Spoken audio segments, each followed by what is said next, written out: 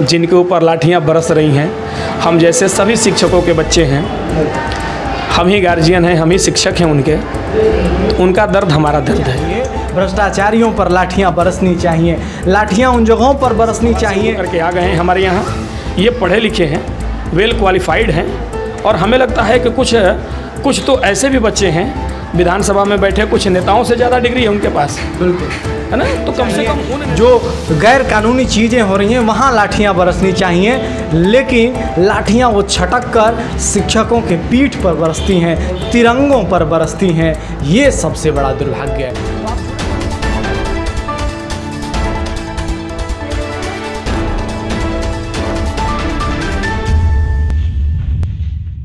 लगातार परिश्रम कर रहे छात्रों के मन में सिर्फ और सिर्फ हर एक कालखंड में जब जब परिवर्तन होता है, चाहे वो परिवर्तन सत्ता का हो या फिर और भी कोई परिवर्तन हो, एक ही लाइन रश्मि रथी का जो है वो उनको मोटिवेट करता है कि सौभाग्य न सब दिन सोता है, देखें आगे क्या होता है।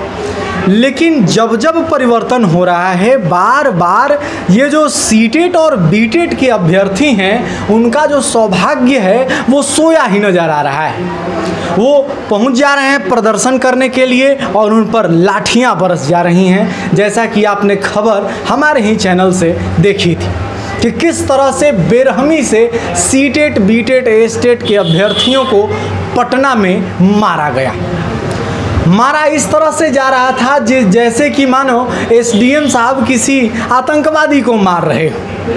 लेकिन जो बच्चे वहाँ पर जमे हुए थे वो अपना अधिकार मांग रहे थे, वो न्याय मांग रहे थे कि जो हमने परिश्रम किया है, हमने परिश्रम करके सीटेट बीटेट एस्टेट की कठिन परीक्षाएं जो आप लेते हैं हमने पास किया है, उसके बाद की आपकी कार्यवाही नहीं नज़र आ रही है। लेकिन त्वरित कार्यवाही नज़र आती है कब? जब बच्चे सड़कों पर होते हैं। इस पूरे मुद्दे पर बातचीत करने के लिए हमारे साथ मिशन इंस्टीट्यूट के दीपक सर मौजूद हैं। बहुत बहुत स्वागत है सर आपका हमारे चैनल। Thank you. मैं सबसे पहले आप दोनों भाइयों का दिल से आभार व्यक्त करता हूं कि आप यहां आए और इस ज्वलंत मुद्दे पर मुझसे राय लेना चाहते हैं। सर, मिशन सक्सेस इंस्टीट्यूट है, मिशन सक्सेस में शिक्षक और बच्चे सब लगे हुए हैं। सीटेट में बच्चे, आप जैसा कि बहुत सारा फोटो भी लगाए हुए हैं कि बच्चे पास कर गए, उसके बाद बच्चों को नौकरी के लिए पटना जाके लाठी खाना पड़ रहा है, इस पे आप क्या कहें? देखिए, मैं सबसे पहले तो देश का एक नागरिक होने के नाते, शिक्षक तो मैं बाद में हूँ, सबसे पहले मैं इस देश का एक नागरिक हूँ और मुझे इस देश में रहने कैसे हैं, या मैं ये कहूँ कि हमारा जो अधिकार है, खास करके मौलिक अधिकार कौन कौन से हैं मुझे पता है। तो यदि कोई अपने अधिकार की बात करने के लिए सड़कों पर खड़ा होता है बिल्कुल प्रजातांत्रिक तरीके से, तो सरकार के पास अधिकार कोई नहीं देता है कि आप उन बच्चों पर लाठियां चलाएं। तो मैं इसकी निंदा करता हूं और मैं तत्कालीन सरकार से मांग भी करता हूं कि जो पटना के एसडीएम हैं जिन्होंने इस तरह के कुकृत्य किया है, उस एसडीएम पर जांच बैठाइए, जो भी आपको करना है करिए, लेकिन सब मिला जुला करके जो बच्चे इस आंदोलन में गए हुए थे, जिनके ऊपर उस एसडीएम की लाठी बरसी, या इस भगदड़ में जिन बच्चों को चोट आई, उनके साथ न्याय होना चाहिए। बिल्कुल सर, एक सवाल मेरा ये रहेगा कि मिशन सक्सेस इंस्टीट्यूट आप लोग चलाते हैं, कितनी मेहनत से आप लोग बच्चों को पढ़ाते हैं सीटेट बीटेट ताकि वो लोग पास करें, इतना आप लोगों को मेहनत लगता है। और पहले तो ये मेहनत बताइएगा कि क्या प्रोसेस है, किस तरह से आप लोग पढ़ाते हैं, ताकि इन लोगों को लगे कि सीटेट बीटेट वाले भी मेहनत करके ही पास होते हैं। लोगों को ये लगता है कि अरे गए एग्ज़ाम दे दिए हो गया और आके लाठी बरसा दीजिए। तो पहले तो ये बता दीजिए और उसके बाद ये बताइएगा कि जब आप अपने बच्चों को लाठी खाते हुए देखते हैं तो कैसा लगता है? नहीं, जो इस तरह की चीज़ें सोचता है कि सीटेट बीटेट निकालना आसान है, या फिर ये लोग एग्ज़ाम में बैठते हैं अपीयर होते ही पास हो जाते हैं, तो मैं ऐसे नेगेटिव थिंकिंग वाले लोगों को ये कहना चाहता हूँ कि कि आप एग्ज़ाम में तो बैठ नहीं सकते, लेकिन कम से कम एक आध बार प्रीवियस ईयर्स के पेपर उठा करके देख लीजिए कि आप कैपेबल हैं 60% लाने में या नहीं हैं। बिल्कुल। दूसरी चीज़ ये है कि हमारे पास जो बच्चे पढ़ रहे हैं, अप्रॉक्सीमेट फ़िलहाल अभी मेरे पास 400 से ज़्यादा बच्चे हैं। तो मैं जिस तरह से बच्चों को पढ़ा रहा हूँ, बच्चे जिस तरह से मेहनत कर रहे हैं, हमारे साथ लगातार 5-5 घंटे 6-6 घंटे बैठ कर के मेहनत कर रहे हैं, उनके साथ में लगातार 11-12 घंटे तक मैं खुद मेहनत कर रहा हूँ। तो हमें तो पता ही है कि हमने किस तरह से मेहनत किया है, मेरे बच्चों ने किस तरह से मेहनत किया है। आप सोचिए कि एक शिक्षक बनने की जो योग्यता है, खास करके सीटेट की अगर हम बात करें, जिस तरह से वो टीचिंग एप्टीट्यूड के सवाल करता है, बिना पढ़ा कोई भी लड़का ये सवाल तो कर नहीं सकता है। तो ये बिल्कुल दिमाग से निकाल देना चाहिए कि ये बच्चे ऐसे ही किसी हवा से उड़ करके आ गए हैं हमारे यहाँ। ये पढ़े लिखे हैं, वेल क्वालिफाइड हैं, और हमें लगता है कि कुछ तो ऐसे भी बच्चे हैं विधानसभा में बैठे, कुछ नेताओं से ज़्यादा डिग्री है उनके पास। बिल्कुल, है ना। तो कम से कम उन नेताओं से तो ज़्यादा योग्यता है हमारे बच्चों में। अभी ये जो आप देख रहे हैं पीछे, कुछ बच्चों का फ़ोटो आपको दिख रहा होगा, ये ऐसे नहीं लगा है, इन्होंने हमारे साथ मेहनत किया है। सबसे पहले सिलेबस को समझना, सिलेबस को केवल 4 महीनों में क्रैक करना, इस एग्ज़ाम को बड़ा टफ काम है। किसी भी एग्ज़ाम के लिए आपको 1 साल 2 साल मिलता है, इसके लिए मात्र 4 महीने। बच्चे इस 100 में फंसे रहते हैं कि फॉर्म आएगा भी या नहीं आएगा। इसके पहले सीटेट 2 बार आता था, अब की बार 1 ही बार आया। तो 90% बच्चों के दिमाग में है कि अब की बार लगता है कि फॉर्म आएगा ही नहीं, अभी तक आया भी नहीं है, अब तब हुआ है। तो ये जो 3 महीने 4 महीने का समय मिलता है, इसी 4 महीने में बच्चे पढ़ते हैं।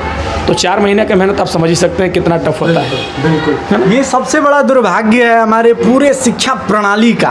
पहले जब हमको भारत को जगत गुरु कहा जाता था, उस समय शिक्षकों का जो ओहदा था वो सबसे ऊपर हुआ करता था, लेकिन आज आप देखिए वो शिक्षकों का ओहदा लोगों के ये जो नेताएं हैं उनके नज़रों में हमको लगता है कि सबसे नीचे है, लाठियाँ बरस जाती हैं। ऐसा नहीं है कि महागठबंधन का सरकार है लाठियाँ बरसी, इसके पहले भी कई सरकारें थीं और सभी सरकारों में इनको लाठी ही खानी पड़ी है। बहाली का मुख तो चंद ही शिक्षक, चंद ही अभ्यर्थी देख पाए। वो लोग अपने आप को सौभाग्यशाली मानते हैं कि हम लोग बहाल हो गए, और वो सच में बहाल हो गए, लेकिन ये जो बेहाल सड़कों पर घूम रहे हैं उनको कोई ध्यान नहीं दे रहा है। सर, अंतिम सवाल हम आपसे करेंगे कि चूँकि रोहतास में भी आपका ये इंस्टीट्यूट चलता है, कैमूर में भी चलता है, तो कितना रुझान आप बच्चों में देख रहे हैं, क्योंकि आप फ्यूचर के शिक्षकों को देख रहे हैं जो कि राष्ट्र को निर्माण करेंगे। लोग ये माने या ना माने, लेकिन ये सच्चाई यही है कि राष्ट्र का निर्माता है शिक्षक ही हैं। तो आप कितने सुरक्षित और किस तरह से देख पा रहे हैं भविष्य? देखिए, सबसे बड़ी बात तो ये है कि आपने पहला सवाल किया कि आपका जो संस्थान है रोहतास में भी है, कैमूर में भी है। तो यहाँ पर मैं एक चीज़ का जिक्र करना चाहता हूँ कि रोहतास कैमूर ही नहीं, बल्कि रोहतास में भी 2 मेरे संस्थान हैं। डिहरी में भी एक नया संस्थान अभी हमने डाला है। तो हम लोग टीम वर्क करते हैं, है ना। हमारे संस्थान की जो डायरेक्टर हैं प्रियंका प्रताप सिंह, मैं और रवि सर इस संस्थान के मैनेजिंग डायरेक्टर हैं, और हमारे साथ 6 अन्य टीम हैं। तो तकरीबन ये जो हमारी संस्था का टीम है 10-12 लोगों का टीम है। तो 10-12 लोग मिल कर के इस संस्था को चलाते हैं। रही बात रुझान की, तो हम चाहते हैं कि वर्तमान समय में आप एक चीज़ देखिए कि आज से 4 या 5 साल पहले, 6 साल पहले पीछे चले जाते हैं हम, तो बीएड या डीएलएड के प्रति बच्चों का रुझान कम था। बिहार की बात करें तो, बाकी अन्य स्टेट्स में तो ये रुझान पहले से ही है, जैसे उत्तर प्रदेश, मध्य प्रदेश, अन्य आदि राज्यों की बात करें तो वहाँ पहले से ही बच्चे इस क्षेत्र में आ रहे हैं। लेकिन बिहार में पिछले 2-3 सालों से बीएड के प्रति या डीएलएड के प्रति बच्चों का रुझान बढ़ा है। इसके पीछे का 2 मुख्य कारण है। एक तो कारण ये है कि बिहार को इंजीनियर्स की फैक्ट्री कहा जाता था, लेकिन वर्तमान समय में सभी राज्यों ने इंजीनियर्स उत्पादित करने शुरू कर दिए। जब सभी राज्यों से इंजीनियर्स निकलने लगे तो कंपनी तो चूँकि सीमित है और इंजीनियर्स लगातार आने लगे, तो अब इंजीनियर्स 8 लाख 10 लाख रुपया इन्वेस्ट करके जब एक इंजीनियर किसी कंपनी में जाता है तो उसे उसके मन माफिक मेहनताना नहीं मिल पाता। ऐसी स्थिति में इंजीनियरिंग कॉलेजों के प्रति या फिर डिग्रीज़ के प्रति बच्चों का रुझान थोड़ा कम हुआ है। दूसरा एक और कारण ये है कि बिहार जैसे स्टेट में हम देखें प्राइमरी लेवल पर या तो जूनियर लेवल पर या तो सीनियर अन्य अपर लेवल पर, तो वहाँ पर शिक्षकों की बड़ी संख्या में कमी है, बड़ा भारी। आपको देखेंगे कि आप एक विद्यालय में एक टीचर 2 टीचर हैं, जबकि उस विद्यालय के बच्चों का स्ट्रेंथ 300-400 है। तो ऐसी स्थिति में हम ये कह सकते हैं कि बिहार जैसे राज्य में शिक्षकों की बड़ी भारी मांग है। अच्छा, ये जो लाठियाँ बरस रही हैं, ये रुझान कम भी तो कर सकती हैं कि यार सीटेट निकालो फिर लाठी खाओ, उसके बाद बहाली होगी नहीं होगी? नहीं, देखिए हम उस देश के रहने वाले हैं जिस देश ने बहुत पहले से आंदोलन देखा है और ऐसी लाठियाँ देखी हैं। लाठियाँ तो कम है, हमारे पूर्वजों ने गोलियाँ भी देखी हैं, खाई भी हैं अपने सीने पर। तो हम बहादुर पूर्वजों के संतान हैं। तो ये लाठियाँ बच्चों का जो मनोबल है उसको कम नहीं कर सकती। मेरे ख्याल से ये मनोबल और बढ़ेगा। और मैं तो ये भी कहता हूँ बच्चों से कि आप इन लाठियों से घबराओ नहीं। सरकार का काम है लाठियाँ चलाना, वो चला रही हैं। और एक ही सरकार नहीं चला रही है, अमूमन पूरे देश की सरकार की बात करें तो सभी जगह लाठियाँ चल रही हैं। और सबसे ज़्यादा लाठी खाने वाले लतखोर हैं आप जैसे स्टूडेंट्स। कभी कभार हमारे जैसे टीचर भी हो जाते हैं। आपके अधिकार की लड़ाई लड़ना हमारा भी काम है। जहाँ भी ज़रूरत है हम आपके साथ खड़े हैं और इन लाठियों से घबराने की ज़रूरत नहीं है। आप बिल्कुल सही तरीके से, संवैधानिक तरीके से अपनी लड़ाई लड़ रहे हैं, अपनी मांगें पूरा कर रहे हैं। और मांग करिए, सरकार को चाहिए उसको पूरा करना, काम है सरकार का पूरा करना, उसको पूरा करें।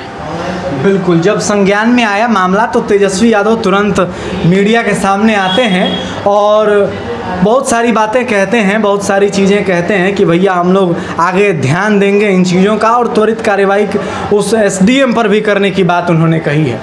तो सबसे बड़ा मैं बात ये कह रहा हूँ कि सबसे बड़ा जो दुर्भाग्य है वो यही है कि हम लोगों को कहाँ ध्यान देना है और कहाँ ध्यान नहीं देना है, वहीं हम लोग चूक जा रहे हैं। और लाठियाँ जहाँ बरसनी चाहिए, भ्रष्टाचारियों पर लाठियाँ बरसनी चाहिए, लाठियाँ उन जगहों पर बरसनी चाहिए जो गैर कानूनी चीज़ें हो रही हैं, वहाँ लाठियाँ बरसनी चाहिए।